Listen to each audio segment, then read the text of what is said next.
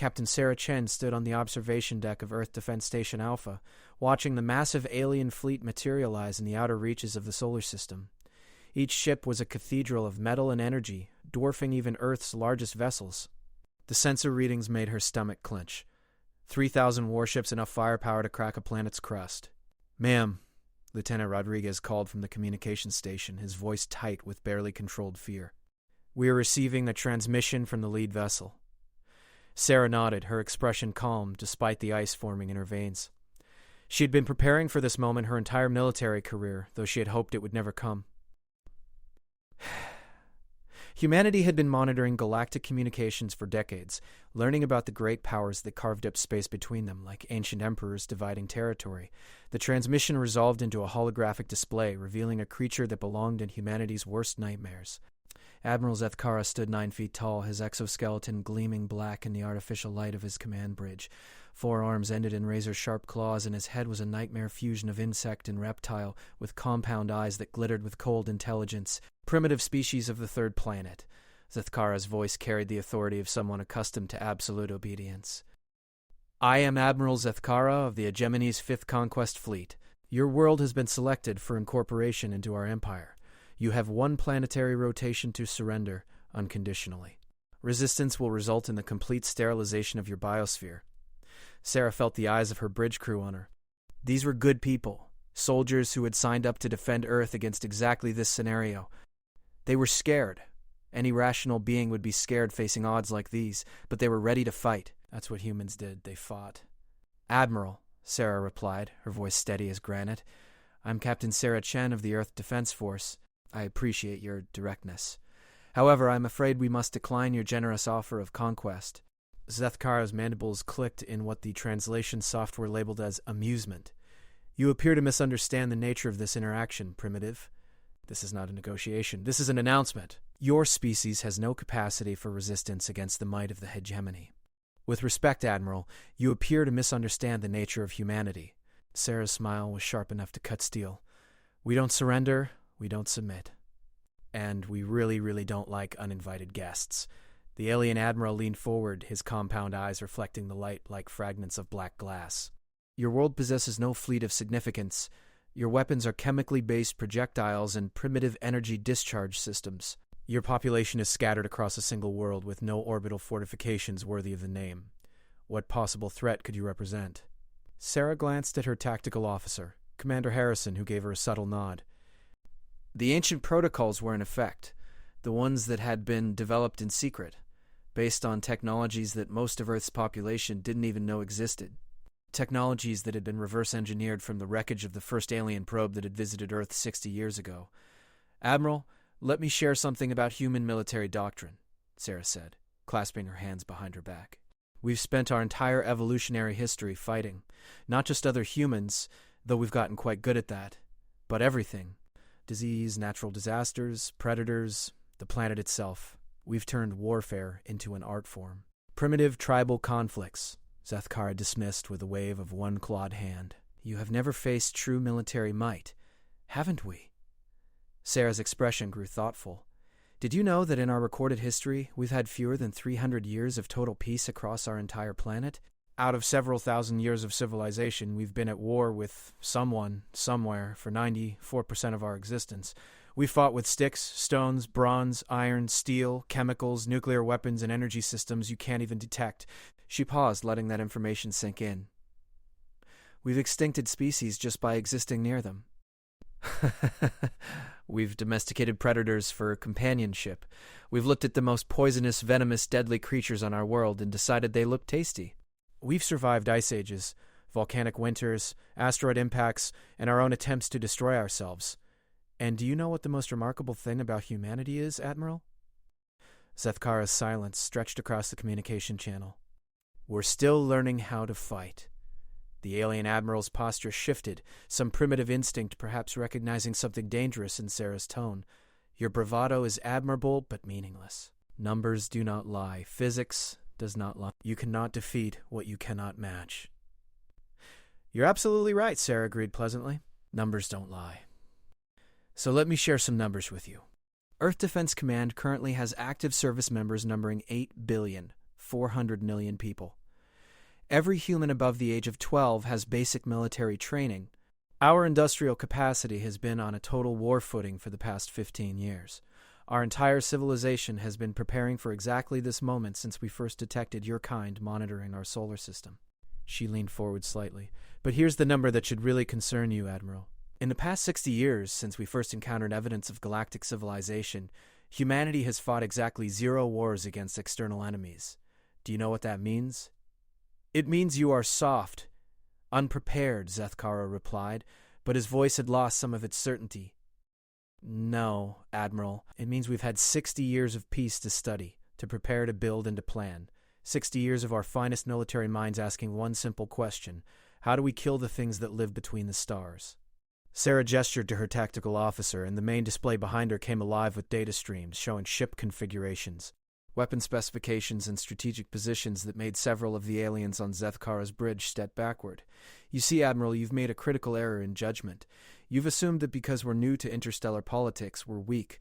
You've confused inexperience with incompetence. You've mistaken our lack of an empire for a lack of power. Her voice hardened to match her expression. Humanity doesn't build empires, Admiral. We don't conquer worlds or subjugate species. Do you know why? Because we've never needed to. Every threat we've ever faced, we've simply eliminated. Completely. Thoroughly. Permanently. Sarah checked her chronometer. Admiral Zethkara of the Hegemony's 5th Conquest Fleet, you have 60 seconds to withdraw your forces from our solar system, or we will consider your presence an act of war. The transmission ended with a sharp click. Commander Harrison leaned over to his captain. Think they'll take the hint? Sarah's smile could have frozen helium. Harrison? They just threatened 8 billion humans and everything we've ever cared about. They're not taking any hint. So what's the plan, Captain? Sarah turned to face the tactical display showing the massive alien fleet. Each red icon represented enough firepower to level a city. There were 3,000 of them. We show them why every other species in the galaxy put warning beacons around our solar system, she said quietly. We show them why Earth is marked in every galactic database as a quarantine world. Do not approach. We show them why, in 4 million years of galactic civilization, nobody has ever been stupid enough to declare war on humanity. She paused, watching the countdown timer reach its final seconds. We show them what evolution designed us to be. The timer reached 0. Admiral Zethkara's response came through the communication system, his voice dripping with contempt. Amusing threats, humans. We are the hegemony. We have conquered 400 worlds. Your options remain submission or annihilation. Sarah nodded to her communications officer. Lieutenant Rodriguez, please transmit our response. She took a deep breath, thinking of her children back on Earth, of every human who'd ever looked up at the stars and wondered what was out there. Now they knew. And now the galaxy was about to learn something too. Admiral Zethkara, her voice carried across space to the alien fleet, calm as a lake before a storm. Congratulations. You've just declared war on the galaxy's deadliest species. She turned to her crew. All stations, execute Protocol Omega. Authorization Chen Alpha 779. God help us all. Across Earth's solar system, weapon systems that had been hidden for decades began to power up. Space itself seemed to shimmer as cloaking fields dropped, revealing the true scope of humanity's preparations. What Admiral Zethkara had assumed was an empty system suddenly revealed itself to be the most heavily fortified region of space in galactic history. The war was about to begin. Admiral Zethkara had seen many things in his 4 centuries of military service, but he had never seen space itself come alive with weapons. The first sign that something was wrong came from his sensor officer, a young hegemony recruit whose voice cracked with disbelief. Admiral, I'm reading massive energy signatures throughout the system. Hundreds of them. They're everywhere. Zethkara's compound eyes focused on the tactical display as red dots began appearing like deadly flowers blooming across the 3-dimensional map of the solar system. Each dot represented a weapons platform or defensive station, and there were hundreds of them. Hidden in asteroid fields, concealed behind planetary bodies, camouflaged in the debris rings of the gas giants. Impossible, he muttered, his forearms dancing across his command console. Our long-range sensors detected no significant military installations. Sir, his intelligence officer interrupted, her voice tight with something that might have been fear. These installations aren't showing up as recently constructed. The energy signatures suggest they've been here for decades. Some of them appear to have been built into the natural structure of the asteroids themselves. The implications hit Zethkara like a physical blow.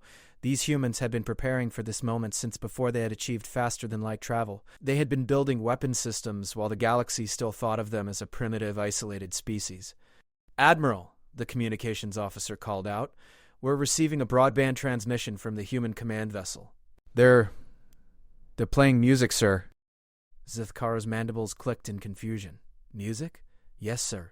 Analysis suggests it's a human composition called the Ride of the Valkyries. Our cultural database indicates it has historical significance related to warfare and—" His words were cut off as the first wave of human weapons opened fire. Captain Sarah Chen watched from the command bridge of Earth Defense Station Alpha as humanity's true fleet revealed itself. Ships that had been disguised as asteroids shed their rocky camouflage, revealing sleek warships bristling with weapons that defied several known laws of physics. Space stations that had been hidden in the shadow of Jupiter's moons detached themselves and began accelerating toward the alien fleet with impossible speed. "Status report," Sarah called out, her voice cutting through the organized chaos of her bridge. "All stealth platforms are online and engaging," Commander Harrison reported. "The enemy fleet is attempting to maintain formation, but their sensor systems appear to be struggling with our ECM suites." Sarah nodded. Electronic countermeasures were one of humanity's specialties. When you've spent 60 years expecting to be outnumbered in your first interstellar war, you get very good at making the enemy's numerical advantage irrelevant. "What's our total asset count now that everything's declassified?" she asked. Lieutenant Commander Park consulted her tactical readout. 1,732 combat vessels of destroyer class or larger, 4,312 escort vessels, 857 weapons platforms, and 1,291 orbital defense stations, plus the planetary defense grid. Sarah allowed herself a small smile. The look on Admiral Zethkara's face when those numbers became apparent would be worth framing. Enemy response? They're trying to maintain their attack formation, but their lead elements are taking heavy casualties. Our kinetic kill vehicles are punching through their shields like they're not even there. That was the thing about human weapons development, Sarah reflected. While other species had focused on energy weapons and exotic particles, humans had perfected the art of making things go very, very fast in straight lines. A tungsten rod moving at 90% of light speed didn't care how advanced your force fields were. Status on the special projects? Harrison's grin was visible even from across the bridge. Project Damocles is green for deployment. Project Thor's hammer is charging. And he paused dramatically. Project Ragnarok is requesting permission to engage. Sarah felt a chill run down her spine. Ragnarok was humanity's ultimate contingency, the weapon system that would only be deployed if human survival itself was at stake. She had hoped they wouldn't need it. Keep Ragnarok in reserve. Let's see how they handle conventional warfare first. Aboard the hegemony flagship Eternal Dominion, panic was beginning to set in among the bridge crew. Admiral Zethkara watched his formation disintegrate as human weapons tore through ships that had survived decades of galactic warfare. "Report!" he commanded, his voice cutting through the noise of damage reports and tactical updates. "We've lost 230 vessels in the opening exchange," his tactical officer reported, her voice steady despite the chaos around them. The human weapons appear to be primarily kinetic-based, but they're achieving penetration velocities that shouldn't be possible with their technology base. Their technology base was clearly misassessed, Zethkara snarled. What about their defensive capabilities? That's the problem, sir. We can't get accurate readings on their defenses because we can't target them reliably. Their stealth technology is unlike anything in our databases. Ships are appearing and disappearing from our sensors at will. As if to emphasize the point, 3 human destroyers materialized from nowhere, unleashed a devastating barrage of kinetic projectiles that reduced a hegemony cruiser to expanding debris, and vanished again before the return fire could reach them. "Sir," the communications officer called out, "we're receiving another transmission from the human captain." "Put it through," Zethkara commanded. Captain Chen's face appeared on the main display, and Zethkara was struck by how calm she looked. Her bridge showed no signs of battle damage, and her crew moved with the precise efficiency of a well-trained military unit. "Admiral," she said conversationally, "I hope you're beginning to understand your situation. You're currently fighting the combined military might of a species that has spent its entire existence perfecting the art of warfare. Every lesson we've learned from 10,000 years of killing each other is now being applied to killing you." Zethkara's response was a snarl of rage and disbelief. "You cannot have developed such capabilities in isolation. Where are your allies? What power stands behind you?" Sarah's laugh was genuinely amused. "Admiral, you really don't understand. Humanity has no allies because we've never needed any. Every other species in this galaxy has spent millions of years carefully avoiding contact with us. They've watched us from a distance, monitored our development, and collectively decided that we were too dangerous to approach. She leaned forward slightly. Did you never wonder why a species capable of faster-than-light travel remained confined to a single system? Why a civilization with our technological capabilities had no presence in galactic politics? The implications of her words were staggering. Zethkara's intelligence briefings had indeed noted the apparent discrepancy between human capabilities and their lack of expansion beyond their home system. The official assessment had been that they were a young species still learning to use their technology. "You're saying," he began, his voice trailing off as the full horror of the situation became clear. "I'm saying that every major power in the galaxy has standing orders to maintain a minimum safe distance from Earth. We've been quarantined, Admiral, not to keep others out, but to keep us in." Sarah gestured to her tactical display. "What you're experiencing right now is what happens when that containment fails. When someone is stupid enough to threaten humanity directly. The communications channel filled with the sound of human weapons fire as another wave of hegemony ships was reduced to scrap metal. Admiral, you have a choice to make," Sarah continued. "You can withdraw what remains of your fleet and report back to your superiors that humanity is not to be trifled with. Or you can continue this attack and discover why every other species in the galaxy considers us a Class 12 extinction-level threat." "Class 12? Zethkara's voice was barely a whisper. "The highest rating on the Galactic Threat Assessment Scale," Sarah confirmed. "Reserved for species capable of sterilizing entire galactic sectors if provoked. There are only 3 Class 12 civilizations in known space, Admiral, and you just declared war on one of them." The transmission ended, leaving Zethkara staring at his tactical display as the red dots representing his fleet continued to disappear one by one. In 30 minutes of combat, the humans had destroyed nearly a quarter of his force while suffering no apparent losses. "Sir," his sensor officer called out, "we're detecting new energy signatures throughout the system. Massive ones." "Show me." The tactical display updated, and Zethkara felt his exoskeleton go cold. Hidden throughout the asteroid belt, enormous structures were powering up. Each one was the size of a small moon, bristling with weapons that registered on his sensors as planet killers. "Admiral," his science officer said quietly, "those installations are drawing power directly from the system's star. The energy levels they're channeling could destabilize local space-time." Zethkara realized with growing horror that the humans hadn't just been preparing for war. They had turned their entire solar system into a weapon. Every asteroid, every moon, every piece of space debris had been converted into a component of the largest military installation in galactic history. "Open a channel to the human command vessel," he ordered, his voice steady despite the fear coursing through his system. "Yes, sir."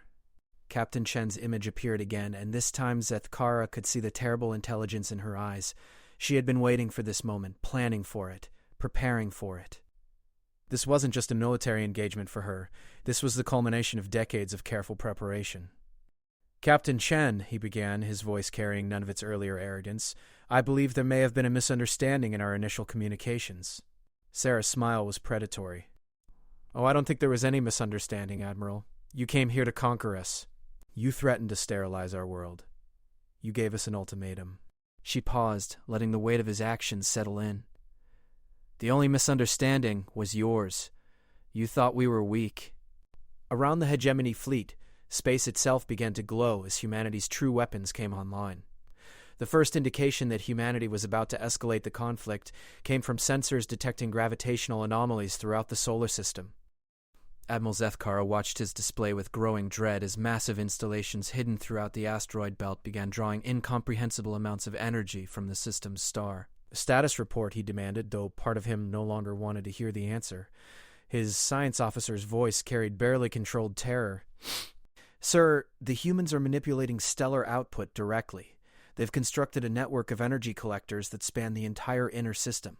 The power levels they're channeling exceed the total energy output of most civilized worlds. What are they powering with all that energy?" The answer came in the form of space itself beginning to fold and twist around the human installations. Reality bent as weapons systems that defied known physics came online, their exotic energy signatures painting the tactical display in colors that his species had no names for. Captain Sarah Chen stood before the primary tactical display on Earth Defense Station Alpha, watching as humanity's most closely guarded secrets revealed themselves to an enemy that had forced their hand. Each weapon system coming online represented decades of research, billions of credits in development costs, and the collective genius of a species that had spent its entire existence learning how to kill things more efficiently. Project Damocles is fully operational, Commander Harrison reported. We have targeting solutions on all enemy vessels. Sarah nodded. Damocles was humanity's answer to the classic problem of space warfare. How do you hit a target that can see your weapons coming from millions of kilometers away? The solution had been elegantly simple in concept and hideously complex in execution. Don't let them see the weapons coming. Project Thor's hammer reports ready status, Lieutenant Commander Park added. Kinetic bombardment platforms are charged and targeting enemy fleet concentrations. Thor's hammer represented the logical evolution of human ballistic weapons. When you could accelerate a projectile to 99% of light speed and target it with quantum-level precision, enemy shields and armor became academic concerns. And Ragnarok? Sarah asked quietly. Harrison's expression grew somber. Still in standby.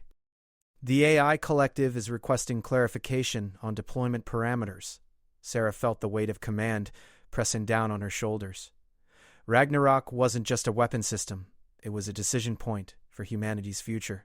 Once deployed, there would be no going back, no pretending that humans were just another species trying to find their place in galactic civilization. Keep it in reserve. We'll use conventional systems first. She opened a communication channel to the alien fleet. Admiral Zethkara, this is your final opportunity to withdraw. What you're about to witness represents only a fraction of humanity's defensive capabilities. The alien admiral's response crackled across space, his voice carrying a mixture of desperation and stubborn pride. Captain Chen, I command the finest military force the hegemony has ever assembled. We will not be intimidated by primitive displays of power. Sarah's sigh was audible across the bridge. Very well, Admiral. Let me show you what happens when you threaten a species that has spent 4 million years climbing to the top of evolution's food chain. She turned to her weapons officer. Commander Williams, you are authorized to deploy Damocles. Target their command ship. Damocles deployment authorized, Williams confirmed. Targeting the flagship Eternal Dominion. Aboard the Hegemony flagship, sensors detected nothing unusual until space around them suddenly erupted in a storm of exotic particles. The first sign of the attack was the complete failure of every detection system on the ship simultaneously. What's happening? Zethkar demanded as his bridge plunged into chaos. Unknown, sir. All sensors are offline. We're completely blind. That was when the first kinetic projectile materialized inside their forward shield arrays, not because it had penetrated the shields, but because it had been fired through a artificially created fold in space-time that bypassed the shields entirely. The tungsten rod, moving at 98% of light speed, punched through 17 decks before exiting the ship's hull and continuing into space. The second projectile materialized in their engine compartment. The third appeared in their weapons control center. By the time the ship's emergency systems had restored partial sensor capability, the Eternal Dominion was a floating wreck, its command structure shattered and its weapons offline. This is impossible, Zethkara whispered, staring at the damage reports flooding his remaining displays. You cannot target through our shields. The physics don't allow for it. Captain Chen's voice came through the emergency communication system, clear and calm despite the devastation she had just unleashed it. Admiral, you're thinking in terms of conventional physics. Humanity abandoned conventional physics about 40 years ago when we figured out how to fold space-time at the quantum level. She paused to let that information sink in. Every projectile we just fired at your flagship was launched from weapons platforms in Earth's orbit. They traveled 4 billion kilometers in approximately 0.3 seconds by taking a shortcut through space itself. The implications were staggering. The humans hadn't just developed faster-than-light weapons. They had developed weapons that could strike any target anywhere in the system instantly, bypassing every known form of defense. Sir, the tactical officer called out, the humans are charging additional weapon systems. Energy readings suggest they're preparing for wide-area bombardment. Sarah Chen watched the enemy fleet's response to the demonstration. Some ships were beginning to break formation, their commanders apparently deciding that discretion was the better part of valor. Others were moving to defensive positions trying to protect their damaged flagship. Commander Harrison, initiate Thor's hammer sequence. Full spread pattern. Let's show them what happens when we stop targeting individual ships. Thor's hammer activated, Harrison confirmed. Targeting solution encompasses the entire enemy fleet formation. High above Earth's orbital plane, weapons platforms that had been disguised as communication satellites began their targeting sequence. Each platform contained a single projectile, a rod of exotic matter that had been compressed to nearly neutron star density. When accelerated to relativistic speeds and fired through artificially created space-time folds, each rod carried enough kinetic energy to shatter a small moon. There were 200 platforms. They fired simultaneously. Admiral Zethkara had exactly 2.7 seconds to comprehend what was happening as space around his fleet erupted in a storm of destruction that defied every law of physics he understood. Ships that had survived centuries of warfare simply ceased to exist. Not destroyed, not blown apart. They were converted into their component atoms by kinetic forces that approached the theoretical limits of matter itself. In those 2.7 seconds, the hegemony's Fifth Conquest fleet was reduced from 3,000 vessels to fewer than 400.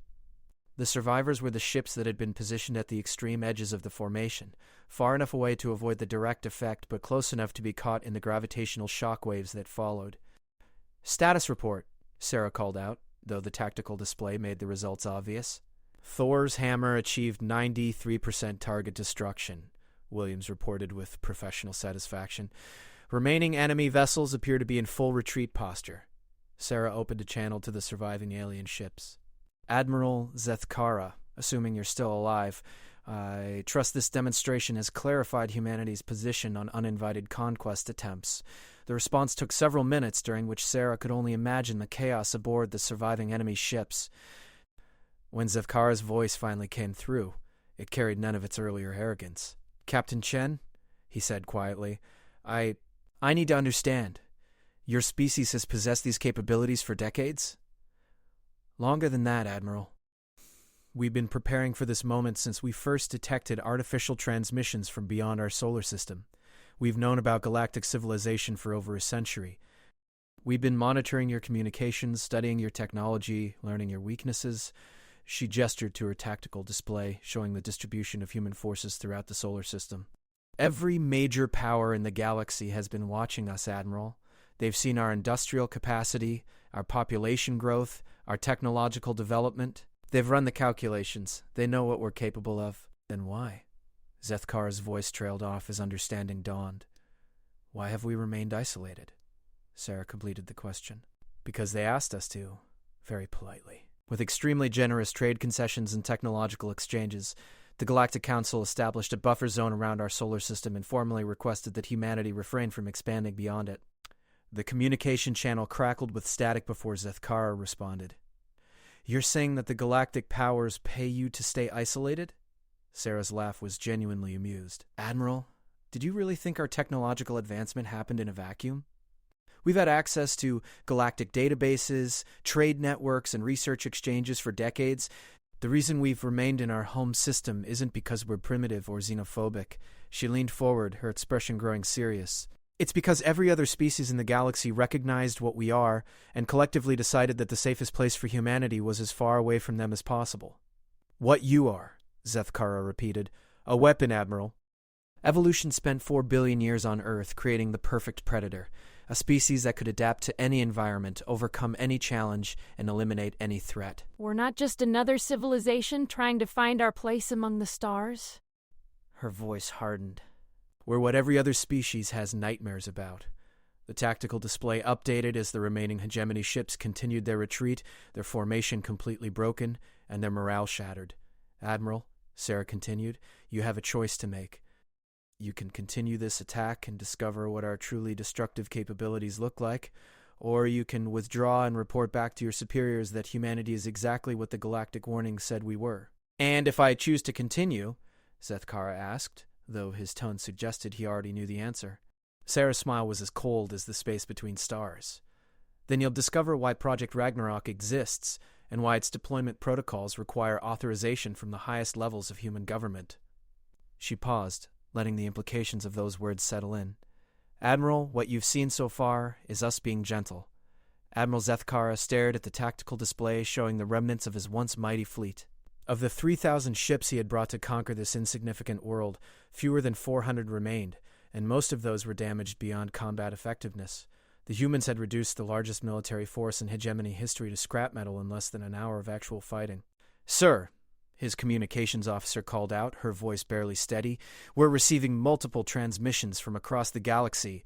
The battle is being broadcast on every major communication network."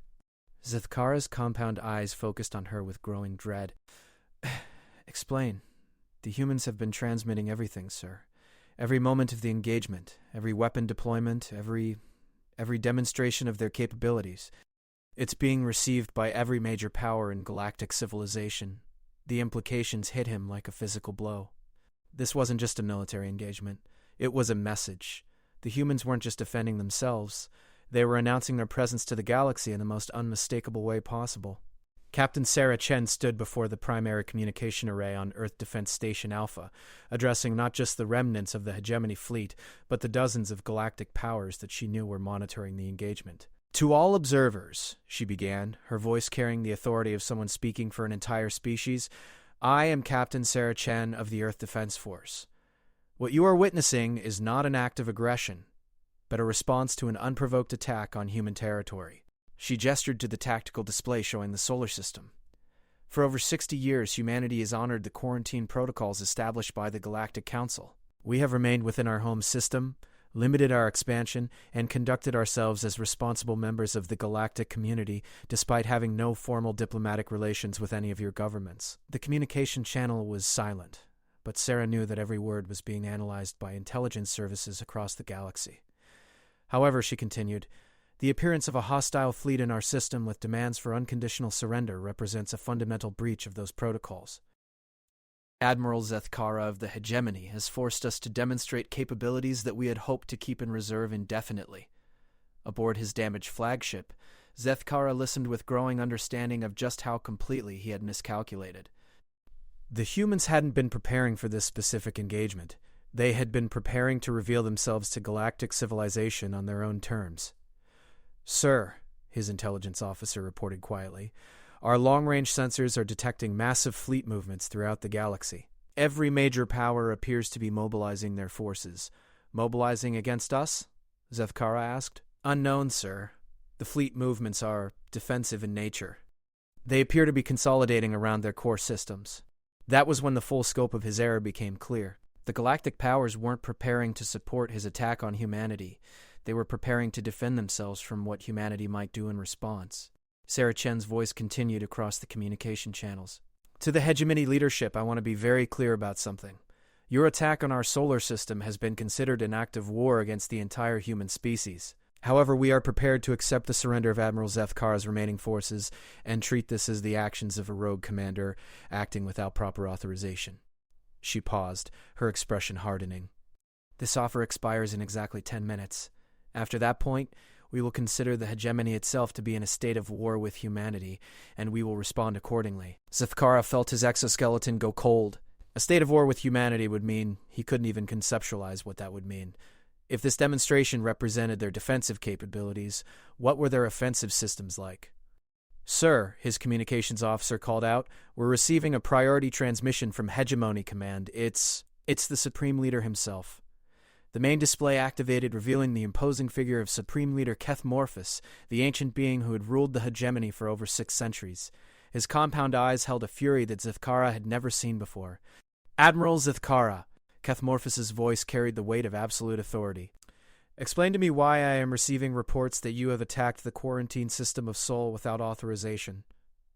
"Supreme Leader," Zethkara began, his voice failing him. The intelligence reports indicated that the humans were a primitive species suitable for incorporation into the hegemony. There was no indication that they possessed advanced defensive capabilities. "No indication?" Keth Morphus's voice rose to a roar that made the bridge crew step backward. "The Sol system has been marked as a Class 12 extinction threat in our databases for over 50 years.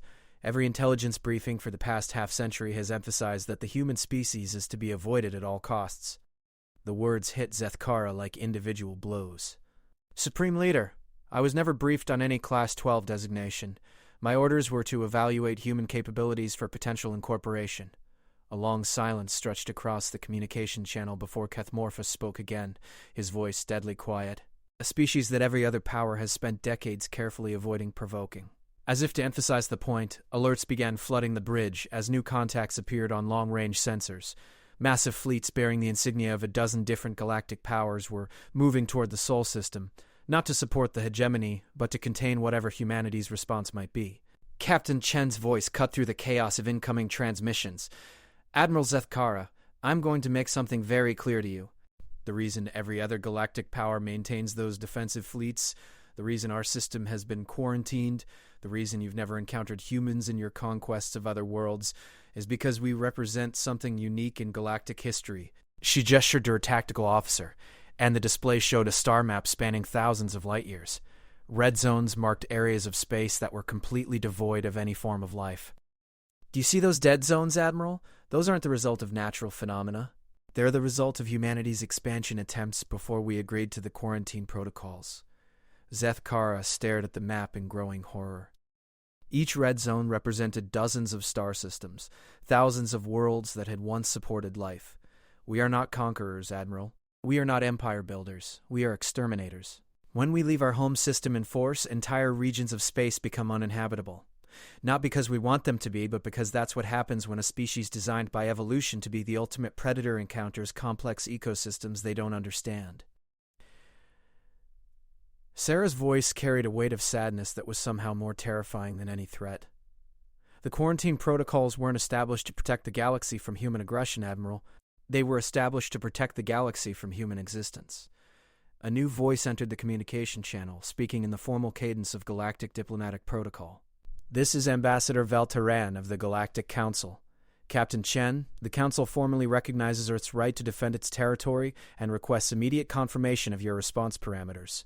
Sarah turned to face the diplomatic channel. "Ambassador, humanity will accept the immediate and unconditional surrender of all hegemony forces currently in our system. We will treat captured personnel according to galactic conventions and return them to hegemony space once appropriate reparations have been negotiated."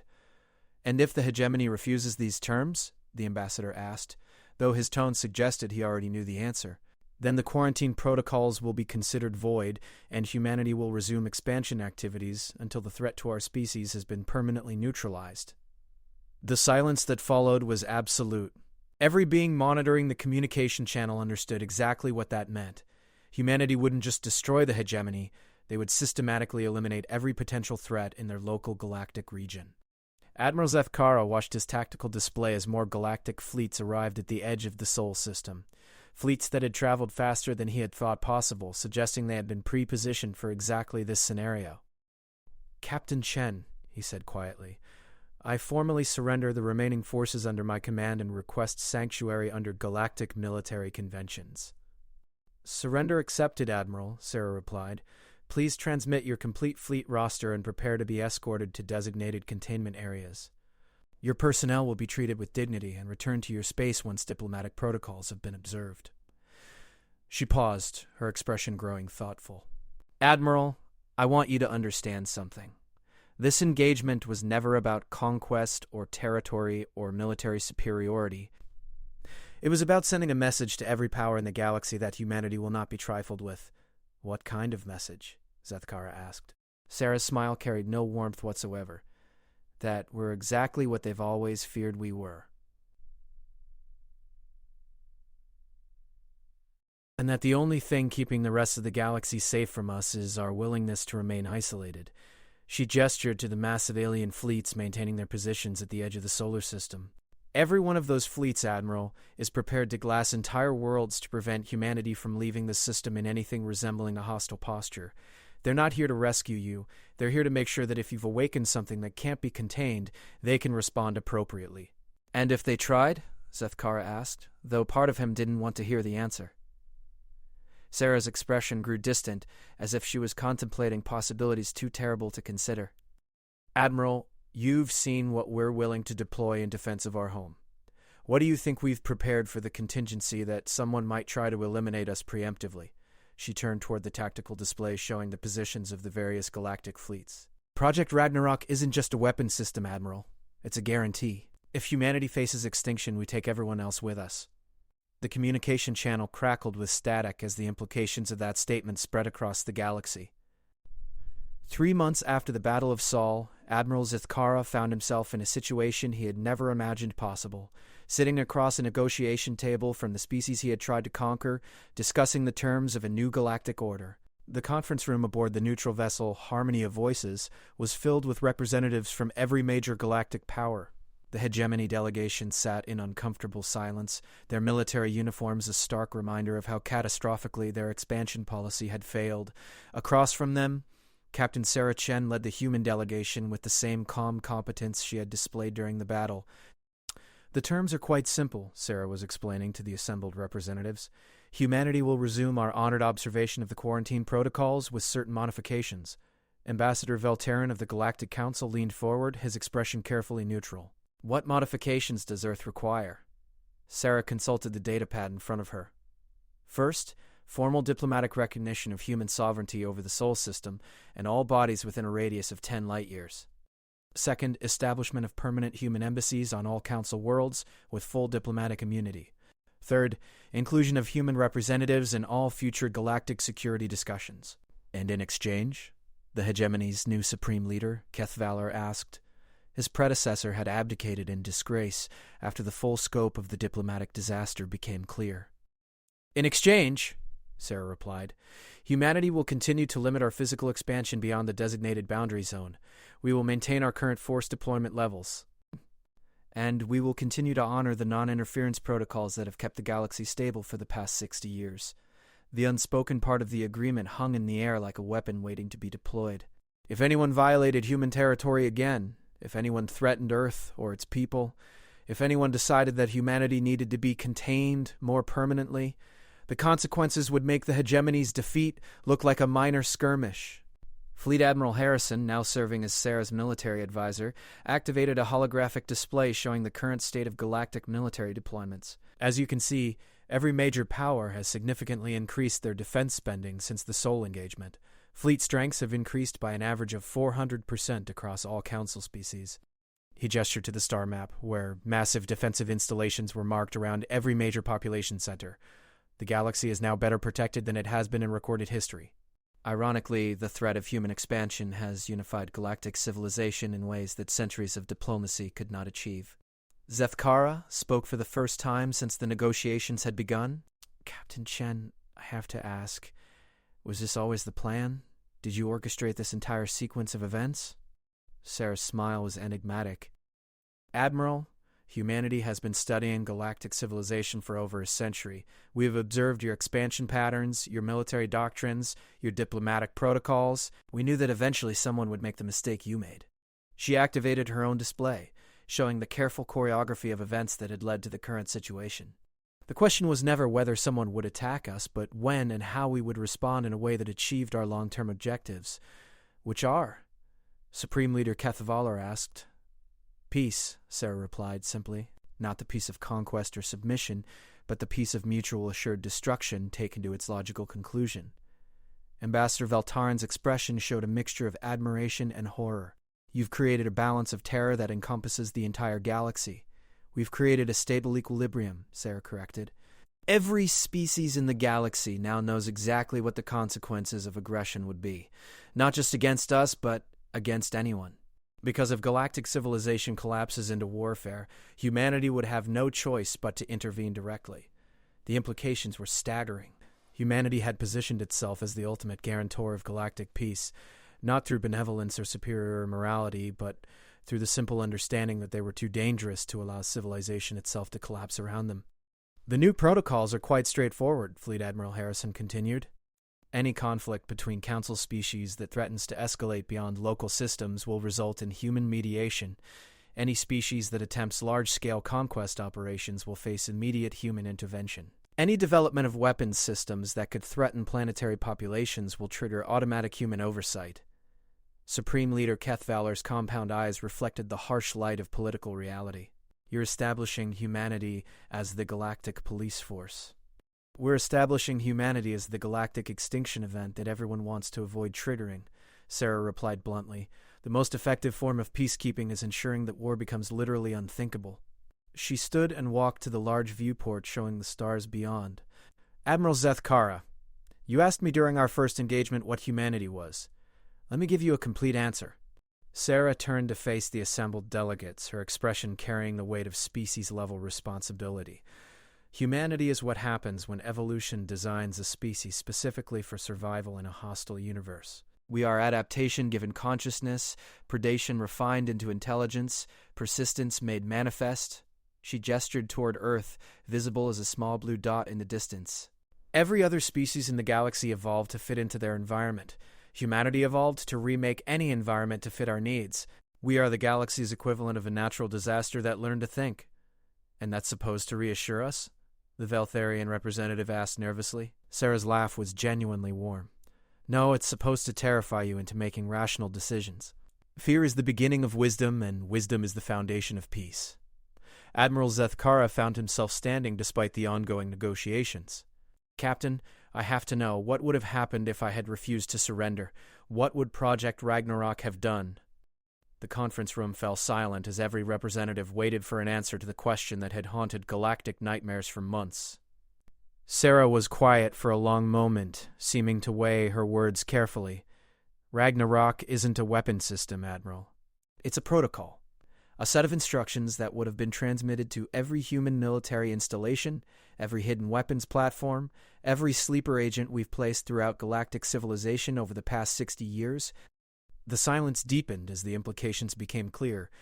If humanity had faced extinction, Sarah continued, Ragnarok would have activated autonomous systems designed to eliminate every technological civilization in the galaxy. Not as an act of revenge, but as a simple recognition that any species capable of threatening us would eventually threaten others. She returned to her seat, her expression neutral as she delivered the most chilling statement in galactic history. Ragnarok was designed to ensure that if humanity died, we would be the last species to die. The galaxy would be returned to a pre-technological state, giving evolution another chance to create something better. Ambassador Velteran's voice was barely a whisper. You would have committed genocide on a galactic scale. We would have performed a galactic reset, Sarah corrected. Extinction events have happened before in cosmic history. They clear the way for new forms of life, new evolutionary experiments, new possibilities. She leaned forward, her gaze encompassing every delegate. But that protocol will never be activated now because every species in the galaxy understands the stakes. War is no longer a viable option. Aggression is no longer a sustainable strategy. Peace isn't just preferable. It's literally the only path to survival. Supreme Leader Keth Valor spoke slowly, as if testing each word. You've made yourselves indispensable to galactic survival. We've made ourselves irreplaceable, Sarah agreed. As long as humanity exists and remains unchallenged, galactic civilization is guaranteed to continue. We are now the ultimate insurance policy against cosmic extinction. Fleet Admiral Harrison activated a new display showing trade routes, communication networks, and scientific exchanges that had flourished in the 3 months since the battle. The results speak for themselves. Interspecies cooperation is at an all-time high. Military expenditures are being redirected toward exploration and research. Conflicts that had persisted for centuries are being resolved through negotiation rather than warfare. Because everyone knows what the alternative would be, Zethkara observed. Exactly, Sarah confirmed. Fear of humanity has become the galaxy's most effective peacekeeping force. As the negotiations continued into the evening, Admiral Zethkara found himself contemplating the elegant horror of humanity's solution to galactic politics. They had made themselves simultaneously the greatest threat and the greatest protector in known space. Peace was no longer a choice. It was a survival strategy. Later, as the various delegations prepared to return to their homeworlds to ratify the new galactic accords, Zethkara approached Captain Chen privately. Captain, he said quietly, I have to ask, do you ever regret what your species has become? Admiral, regret implies that we had a choice. Evolution made us what we are. The galaxy made isolation necessary. You made revelation inevitable. She looked out at the stars where the lights of a dozen different fleets served as a constant reminder of the new reality. But if you're asking whether I'm proud of what we've accomplished, yes. We've achieved something no other species in galactic history has managed. Which is? Sarah's smile carried the satisfaction of a job well done. We've made peace profitable and war extinct, not through superior morality or advanced philosophy, but through simple practical fear. She turned to face him directly. Admiral, your attack on our solar system was the last act of aggressive warfare in galactic history. Congratulations. You've helped humanity create the most peaceful era the galaxy has ever known. As Admiral Zethkara departed for his homeworld, he carried with him the knowledge that would reshape hegemony society for generations to come. Humanity had won not by being better, but by being something far more effective, inevitable. The galaxy had learned to fear the dark between the stars, not because of what might be lurking there, but because of what definitely was, and what would emerge if anyone was foolish enough to threaten the small blue world that had produced the deadliest species in cosmic history. Peace, it turned out, was the most human solution of all. Not the peace of harmony and understanding, but the peace of mutual assured destruction made absolute and eternal. And in the end, that was enough.